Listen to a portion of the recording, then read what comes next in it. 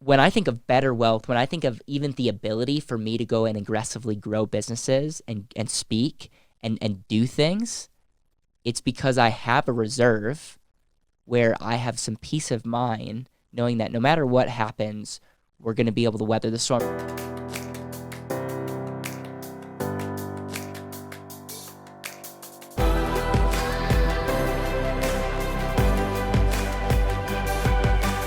This is Better Wealth with Caleb Guilliams. Welcome to another episode of Better Wealth. In this episode, we're going to be talking about the importance of emergency fund.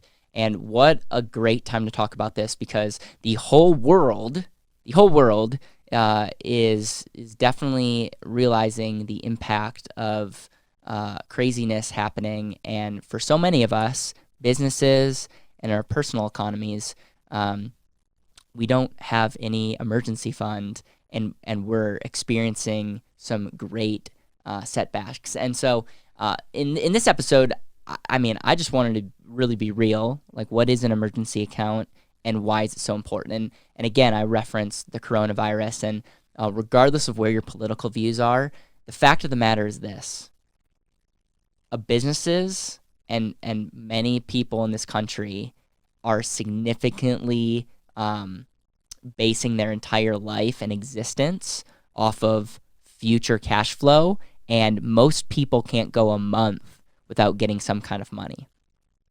And this is really scary because, look at it. I mean, like, we are going crazy. Like, this whole country is going insane, and this whole world is going insane. And I don't blame you. I don't blame them. Because if you have no money and you're thinking about feeding your family, like, I get it. Like, it's a tough situation, but I think this is so interesting because in Better Wealth, there's this one hand of, yes, like, we're all about living a more intentional life, and that's awesome. But, like, yes, there's all about growing and taking advantage of opportunities, and most of this show, I would say, is focused on growth mindset, is focused on how we can take advantage of opportunities. And so on one hand, it's like, yeah, there's tons of opportunities to invest in real estate and all these things. But the reason I wanted to talk about an emergency account is I think an emergency account does a couple things. Number one, it ensures your ability not to just like fall off the cliff if something crazy happens. And something like the coronavirus will happen again in our country, whether it's, or let me rephrase that. Something like this will happen to you, whether it's personal or whether it's another economic collapse. Like, this will happen. It could be in form of a flat tire. It could be in form of a business coming and destroying your other business and coming out of nowhere. It could be health. It could be a lot of different things.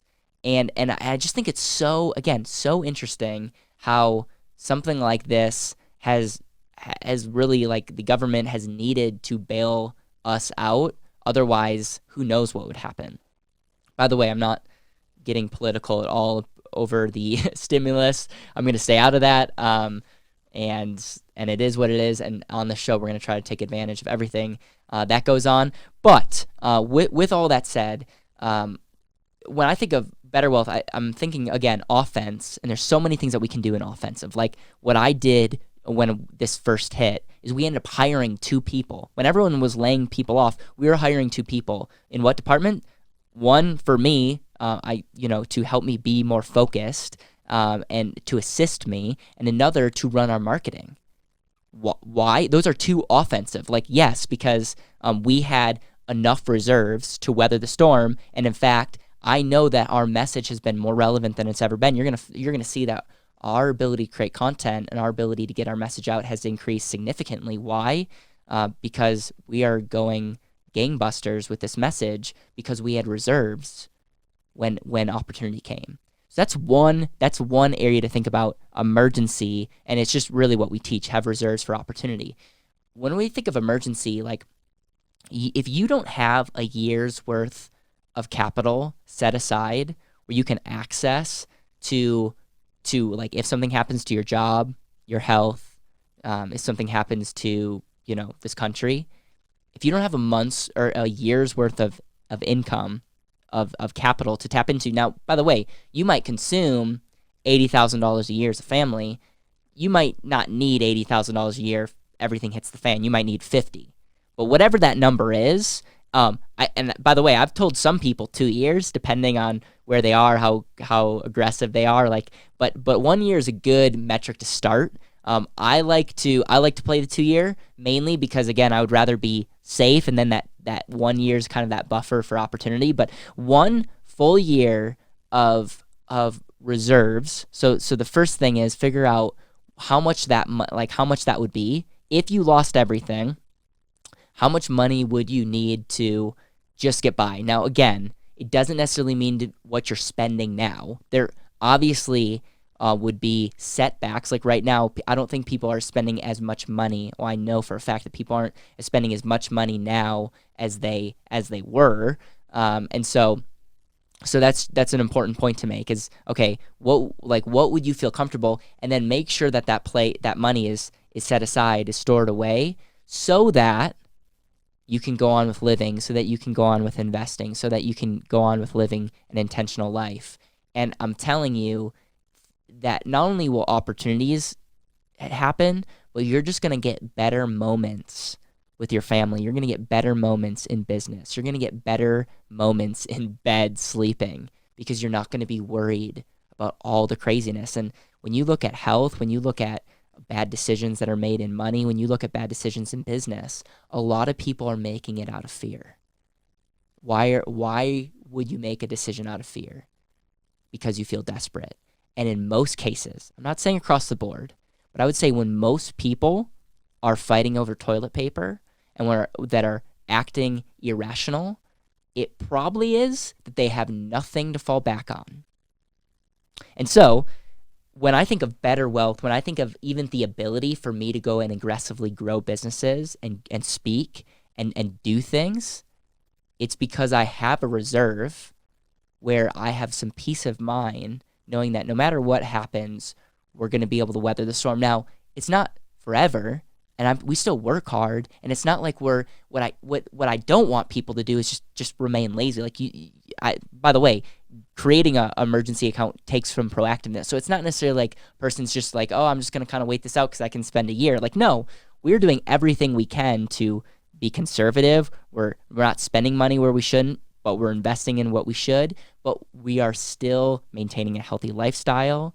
We're still we're still being positive. We're still smiling. We're still being able to serve people. And I'm able to focus on you because I don't have to worry about what's going to happen the next week. And so what are some ways to save your money? Well, really, the first thing is, I guess maybe a better question would be, okay, where do I start? Do I stop investing in my 401k? Do I stop, should I wait to do an and asset and all this stuff? And what I would say is an emergency account is one of the first things that you should do. And where should you save that? Well, I think an and asset is an amazing place to save that money. Yeah, a savings account could be another okay place to save that money. The problem with the savings account is, again, you're not getting that long-term growth, and your money's only doing one thing, sitting in a bank account versus doing multiple things. So an and asset is a great place. And when fundamentally, when we teach people how to save their money into overfunded life insurance, there's two kind of components. Component number one is that emergency. That money always stays there. Above that, and by the way, who determines that? That's you. But a year minimum, 2 years you get a bonus, but a year minimum, and then anything above that is your opportunity fund, and that really is, you tell me what asset-based activity you want to do and go for it, and that's how we really determine the emergency. Very pro whole life insurance that's structured properly, and that's a great place to start. And then it's always a good idea to have some cash on hand, maybe physically. And then I'm also a big fan of, again, take this with a grain of salt, but having credit lines, whether it's credit cards, whether it's home equity, whatever, where you could tap into if you needed money this month. Because there's a difference. Oh, I'm gonna go down this rabbit hole. There's a difference between having immediate access versus, like, if everything shuts down, yeah, cash will get you places. But again, we have to play this whole, if the whole country shut down their way of transactions, or like the credit cards didn't work, like we'd have bigger issues. Yeah. Would people be able to take cash in the short term? Yes. But like if that happened, we would have bad things on our hands. Like these are the kind of things where you would want to be in a safe place. And these are where the gun preppers have a good point to make. Like, okay, so when I talk about emergency savings, you want a place that you can access your money that's not necessarily going to be volatile and not going to go up and down, and that you can access your money within a month. Because if you have credit lines, if you have credit cards, and you can access that money, then you'll be good. And so that's where life insurance is great. If you need your money immediately, you want to make sure that you have savings accounts, checking accounts, debit cards, credit cards, and maybe a little bit of gold sitting around, just for when the whole world ends. Anyways, I hope this was helpful. I hope this motivates you to save money. If you are someone that saves money, I would love to hear your tips and tricks, who inspired you to do that, and how you weather the storm. Like, this is just one example of many things that are going to be in our future, and the people that have access to capital can make the rules, i.e. the golden rule is the person that has the gold makes the rules. So remember that. Thank you for all the love of the show, and we look forward to hearing your thoughts on the next episode. Thank you so much for listening to the BetterWealth podcast. It would mean the world to me if you could hit subscribe, leave a review, and share this with the people that you know and love.